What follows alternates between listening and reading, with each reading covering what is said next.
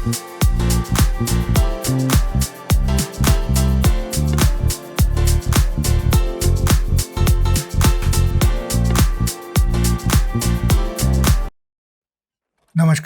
असीम आर्यवर्त में मैं गौरव आप सभी का स्वागत करता हूं। बात ऐसी है कि लोकसभा चुनाव 2024 का मौसम आ चुका है, तो इसमें कई अभिनेता जो हैं वो अब नेता की कुर्सी पे बैठने के लिए तैयारी कर रहे हैं। बहुत सारे लोग टिकट लेके चुनाव लड़ेंगे इस बार भी, जैसे कई बार हुआ है। लेकिन ऐसा देखने को मिला है कि जैसा नेताओं पे ऑब्जर्वेशन होता है, परसेप्शन लोगों का नकारात्मक ही है। जनमानस भावना जो है वो उनके लिए नकारात्मक है, फिर चाहे वो भ्रष्टाचार को लेके हो या अपराध जगत से कनेक्शन को लेके हो।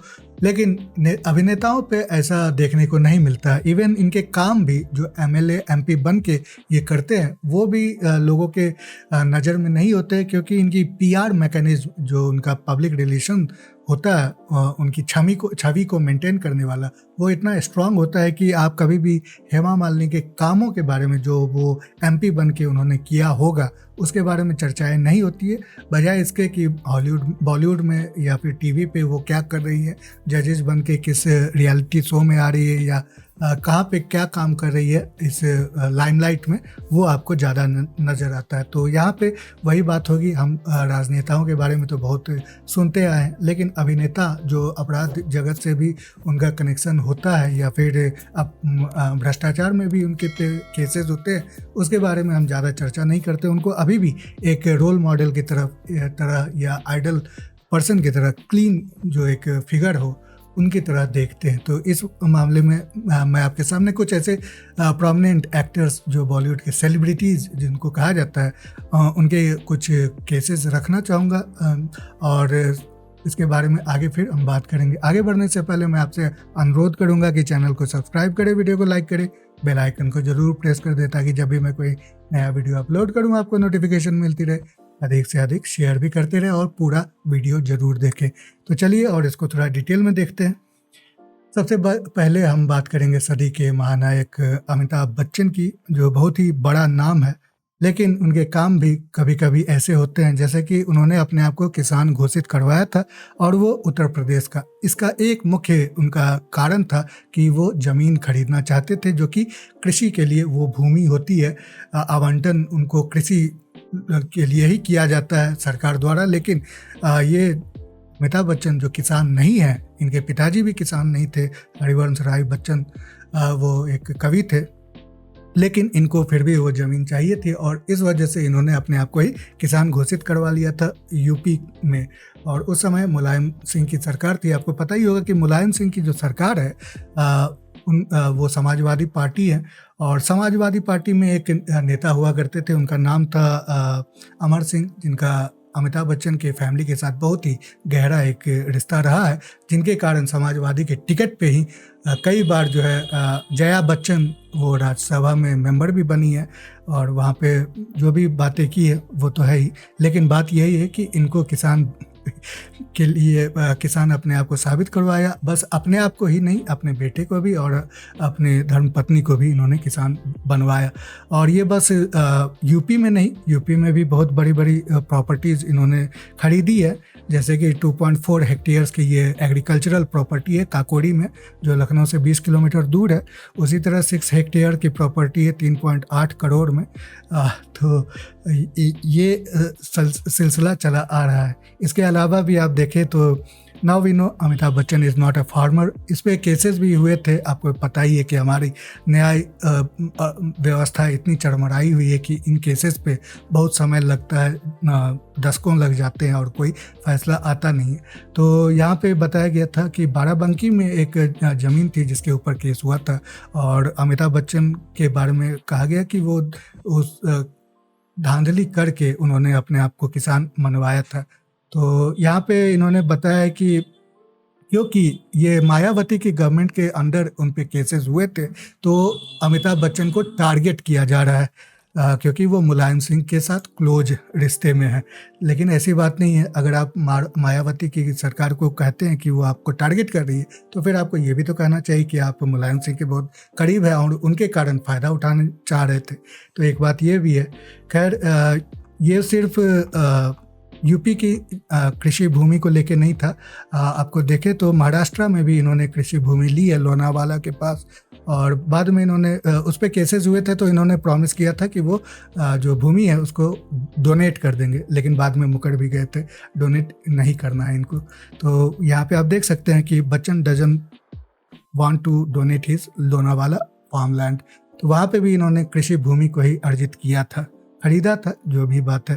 अब ये ऑफिशियली किसान बन गए हैं, क्योंकि कोर्ट में केसेस वैसे भी चलते रहेंगे, कोई फ़ायदा है नहीं। इनके जो रिप्रेजेंटेटिव्स हैं वही केस हैंडल करते हैं, लीगल रिप्रेजेंटेटिव जिनको कहा जाता है, ये तो खुद भी नहीं जाते। तो एक बात ये है, ये आपके सदी के महानायक, इनके भ्रष्टाचार की ये एक गाथा है, जो कि आप अगर मान लें कि लालू प्रसाद यादव की, या आप मायावती की ही बात कर ले, या फिर अखिलेश यादव की, या फिर टीएमसी की जो है ममता बनर्जी, उन सभी की बातें अगर करें और यही लॉजिक अप्लाई करें उन पे, तो सभी जो लोग होंगे एक मत में कहेंगे कि ये भ्रष्टाचार में लिप्त है। हाँ, उनके समर्थक जैसी भी बात करें, लेकिन वहाँ पे आपको दो नज़रिया निकलता है, एक उनके समर्थक का, एक जो विपक्ष का या न्यूट्रल नज़रिया वो होता है। लेकिन अमिताभ बच्चन अभी भी पूरी तरह से क्लीन इमेज के साथ हैं। अब यहाँ पे देखें कि बाराबांकी की जो ज़मीन थी जिन्होंने लौटाई थी, वहाँ पे इन्होंने किया था प्रॉमिस कि उस ज़मीन पे कॉलेज बनाएंगे। तो यहाँ पे पूजा करते हुए अभिषेक बच्चन, ऐश्वर्या राय के नाम पे ही वो कॉलेज बनाने की, डिग्री कॉलेज बनाने की बात की गई थी। बहुत ही पुराना, यहाँ पे उन्होंने भूमि पूजन भी किया था, तो ऐसा कुछ हुआ नहीं, वो ज़मीन वैसी की वैसी रह गई। और आप देख सकते हैं कि उसके बाद हुआ क्या, कि जो वो लोग निकल गए, और बाद में इस ज़मीन पे वहाँ के गांव, जो किसान, वहाँ के लोग, उन्होंने चंदा इकट्ठा करके डिग्री कॉलेज बनवाया था। तो ये पूरी कहानी है उस बाराबांकी की ज़मीन की, जो अमिताभ बच्चन अपने पास लेना चाह रहे थे उस समय। तो ये बात हो गई। अब ये तो हो गया अमिताभ बच्चन सदी के महानायक की बात। दूसरा, ये एक भ्रष्टाचार की बात है। दूसरा अगर कहें तो आप देख सकते हैं कि एक समय में संजय दत्त के ऊपर भी केसेस हुए थे, और उनको कन्विक्शन भी मिला था, 5 साल की उनकी सज़ा भी हुई थी, जो वो काट के आए थे। 2 साल पहले आ गए, 2 या 3 साल पहले गए थे, उसके बाद 2 साल बाद में, ऐसा कुछ है, मैं अभी पूरी तरह से कंफर्म नहीं। लेकिन उसमें भी वो बार बार पैरोल के नाम पे बाहर आते रहे। कभी उनके फैमिली में कोई बीमार पड़ जाता था तो वो बाहर आ जाते थे, और फिर अब पूरी तरह से वो सज़ा एक तरह से पूरा हो ही गया।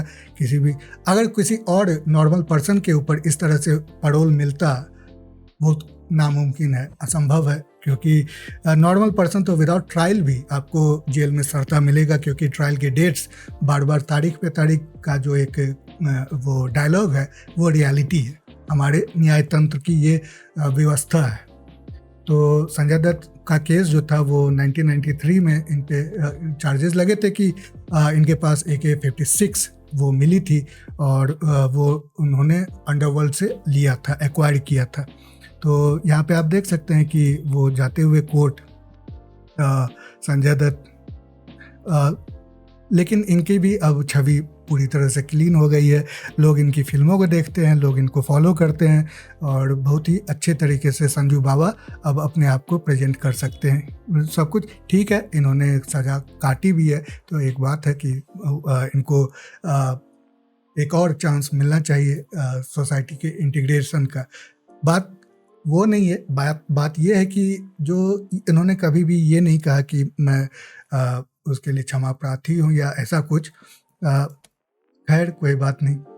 यहाँ पे और भी कुछ एग्जाम्पल्स है। यहाँ पे आप देख सकते हैं कि किस तरह से बॉलीवुड और दाऊद इब्राहिम की गैंग, या उससे भी पहले, दाऊद इब्राहिम से पहले हाजी मस्तान हुआ करता था, उन दोनों के बीच में भी कनेक्शन हुआ करता था। जैसे यहाँ पे आप देख सकते हैं कि ममता कुलकर्णी, मंदाकिनी, मोनिका बेदी और ये मधुबाला है शायद, तो वो हाजी मस्तान के साथ है। यहाँ पे सलमान खान दाऊद इब्राहिम के भाई नूरा के साथ हैं, नूरा नाम है यहाँ पे, हाँ ये नूरा नाम है, इसके साथ खड़े दिख रहे हैं आपको।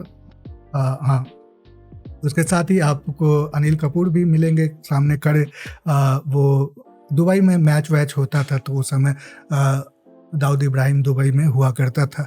तो भारत के साथ उस समय UAE के उतने अच्छे घनिष्ठ संबंध नहीं थे, तो दाऊद इब्राहिम वहाँ पे अपना बेस ऑपरेट करता था। पार्टी वार्टी चलती थी तो ये सारे बॉलीवुड के जो लोग हैं, बड़े बड़े नाम है, वहाँ पे जाया भी करते थे। और आपको पता ही होगा कि कई मूवीज़ जो है वो दाऊद के पैसे से या अंडरवर्ल्ड के पैसे से भी बनी है। तो इसीलिए घनिष्ठ जो है वो इन लोग का कनेक्शन हुआ करता था। अब मान ले कि यही बात अगर आप किसी पॉलिटिशियन के कॉन्टेक्स्ट में देखेंगे तो आपको पता चलेगा, आप उस पॉलिटिशियन को गाली देते फिरेंगे, उनको वोट नहीं करेंगे। लेकिन यहाँ पे ये अभी भी पूरी तरह से क्लीन है, कोई प्रॉब्लम नहीं, कोई ऐसी बात नहीं है कि इन पे लोग उंगली उठाए। तो इनका पीआर मैकेनिज्म बहुत स्ट्रॉन्ग है। उसी तरह अभी सलमान बहुत ही हिट मूवी स्टार, सुपरस्टार है।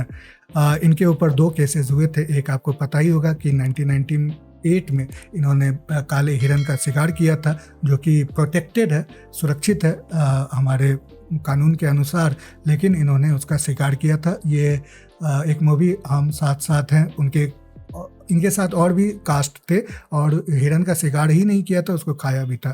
तो उस पर भी केस हुआ था। लेकिन वही बात है, हमारी न्याय व्यवस्था ऐसी चरमराई हुई है कि बस केसेस पे केसेस होते जाते हैं, तारीख पे तारीख जाती है और ये लोग बाहर बेल लेके बाहर आ जाते हैं और अपना जो भी कैरियर है वो एंजॉय करते रहते हैं, सुपर स्टारडम एंजॉय करते रहते हैं। तो आपको यहाँ पे ये बैठे मिलेंगे, उस समय वहाँ पे इनका शायद आइडेंटिफिकेशन या कुछ हुआ था, एंट्री हुई थी।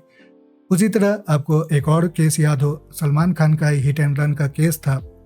वो भी इन्होंने गाड़ी चढ़ा दी थी, जो लोग सो रहे थे रोड पे ही, तो फुटपाथ पे उस पर गाड़ी चढ़ा दी थी और उसमें एक बंदे की मृत्यु भी हुई थी। लेकिन उस केस में भी वही कुछ देखने को मिला है।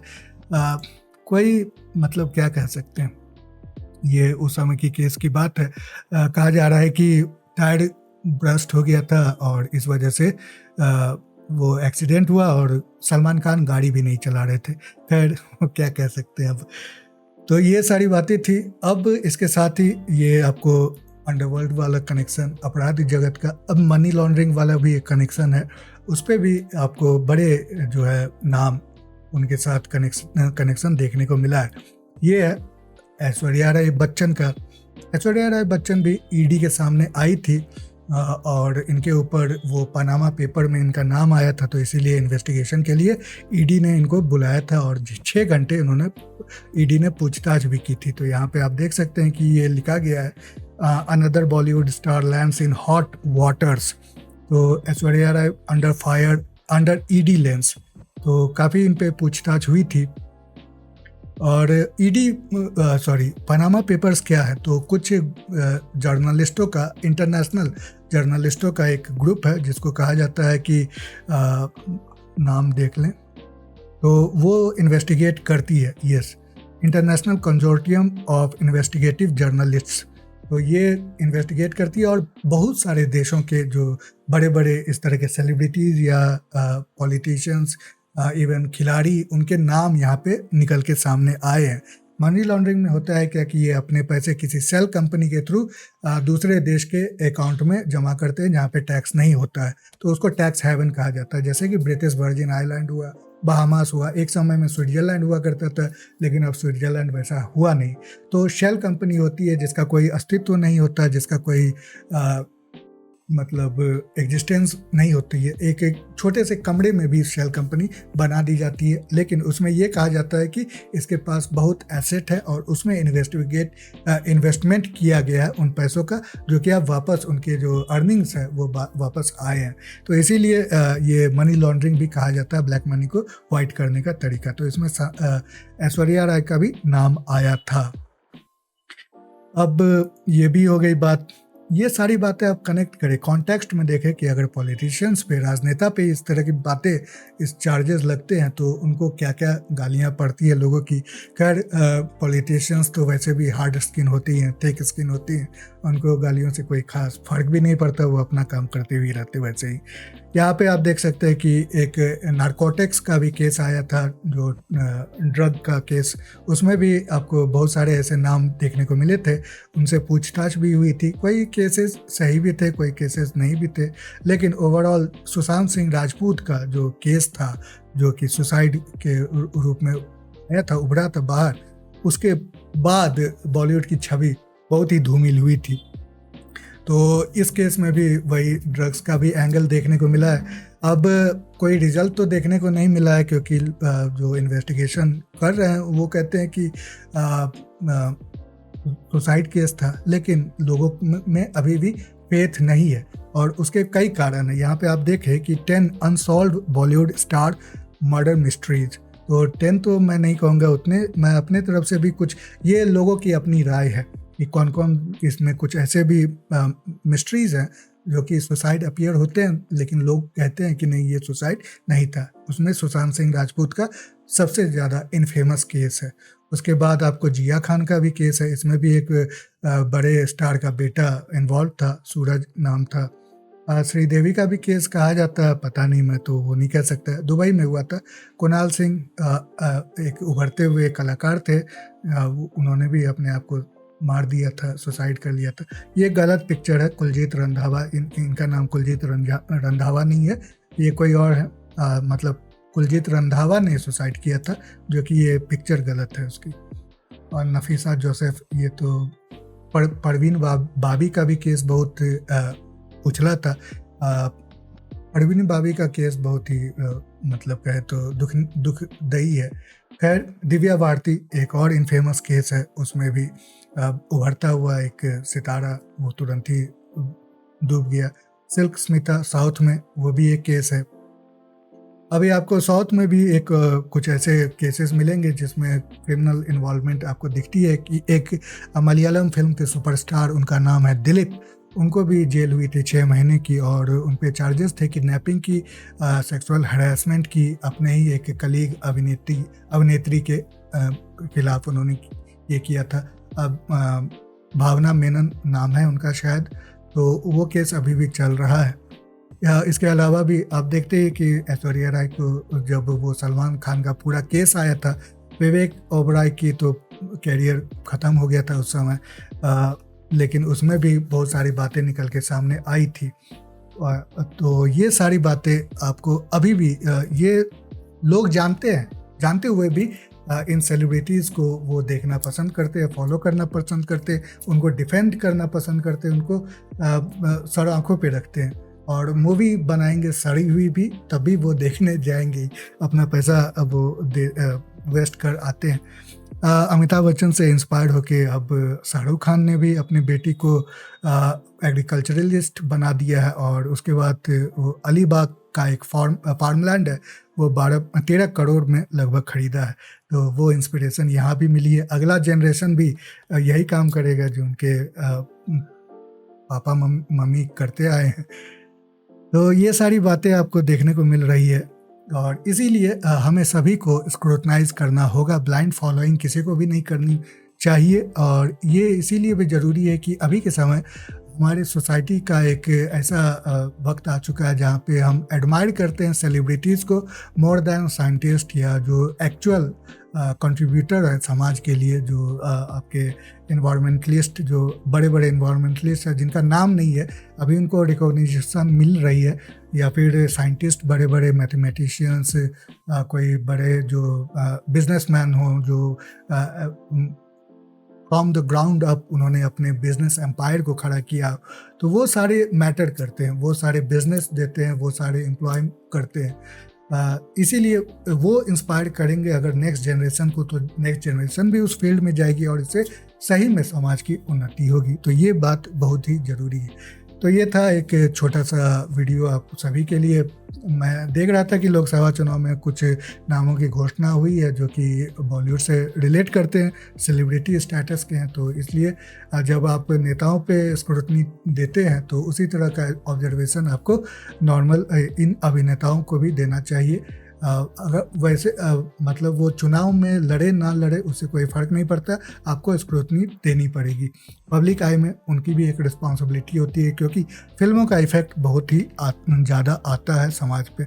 और वैसे भी आप देखें तो बहुत ऐसे नेता अभिनेता हैं जो MP MLA बने हैं, लेकिन उनका कंट्रीब्यूशन उनके कॉन्स्टिट्यूएंसी में वैसा देखने को नहीं मिला। फिर चाहे वो अमिताभ बच्चन है, इलाहाबाद से रिकॉर्ड वोटों के साथ जीते थे, और 1983 में कांग्रेस की टिकट पे, और मात्र 2 साल में ही वो वापस कभी गए नहीं और उसके बाद रिज़ाइन कर दिया, मतलब as a politician, as a MP तो रिज़ाइन कर दिया था। उसी तरह आपके गुरदासपुर से विनोद खन्ना थे। हेमा मालिनी जो हैं वो, सनी देओल भी गुरदासपुर से ही हैं, जीते हैं बीजेपी की टिकट पे। उसके बाद हेमा मालिनी मथुरा से, गोविंदा हुआ करते थे कांग्रेस के एमपी, बने थे मुंबई की कोई जगह है वहाँ से। सब ने डिजाइन कर दिया, सब वापस चले गए। एक हेमा मालिनी कॉन्टिन्यूसली वो एमपी बनी, अभी शायद उनको टिकट नहीं दिया गया। उसका मूल कारण है कि अब लोग ज़्यादा क्वेश्चन करने लगे हैं कि उनके काम कैसी चल रही वहाँ की लोकेलिटी, तो इसीलिए ये बहुत ही मैटर करता है। आप बस नाम के अनुसार वोट देंगे तो आपको वैसे काम भी नहीं मिलेंगे। काम देखना बहुत ही अति आवश्यक है। तो ये था वीडियो। आप वीडियो को पूरा देखने के लिए